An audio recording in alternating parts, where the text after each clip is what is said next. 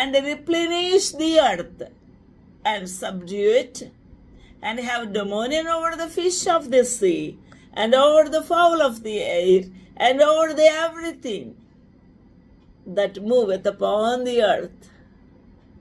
This is the case. This is the dominion power which was allotted by God, granted by God. What a wonderful blessing it is. And not only that, దేవుడు ఇదిగో భూమి మీదనున్న విత్తనములిచ్చు ప్రతి చెట్టును విత్తనములిచ్చు వృక్ష ఫలములు గల ప్రతి వృక్షమును మీకు ఇచ్చి ఉన్నాను.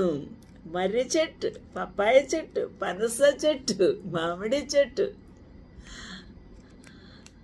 డ్రాగన్ ఫ్రూట్, అవకాడ, ఉసిరికాయ, నిమ్మకాయ, ఇవన్నీ కూడా ఎవరి కోసం పుట్టించాడు ప్రభు?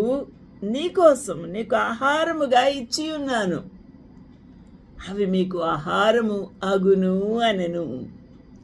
And God said, Behold, I have given you every herb bearing seed, which is upon the face of all the earth, and every tree in which is the fruit of tree yielding seed. To you it shall be for your meat. మీకు ఆహారముగా నేను మీకు ఇచ్చి ఉన్నాను. అవి ఆహారము అగును.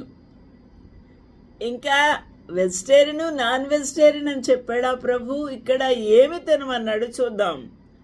30వ వచనం, భూమి మీద నుండి జంతువులన్నిటికీ, ఆకాశ పక్షులన్నిటికీ, భూమి మీద ప్రాకు సమస్త జీవులకును పచ్చని చెట్లనియు ఆహారమగునని పలికెను.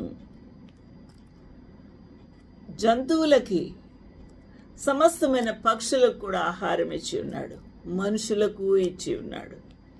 ఏది ఎవరికి ఆహారము, ఏమి తిని బ్రతకాలి అనేది ప్రభువు ముందుగానే సిద్ధపరిచి ఉన్నాడు. ఈ విధంగా సమస్తము తాను చేసిన యావత్తు కూడా చూసినప్పుడు అది చాలా మంచిదిగా ఉండెను. ఆ విధంగా ప్రభు 6వ దినమందు సమస్త సృష్టిని చేసి ఉన్నాడు.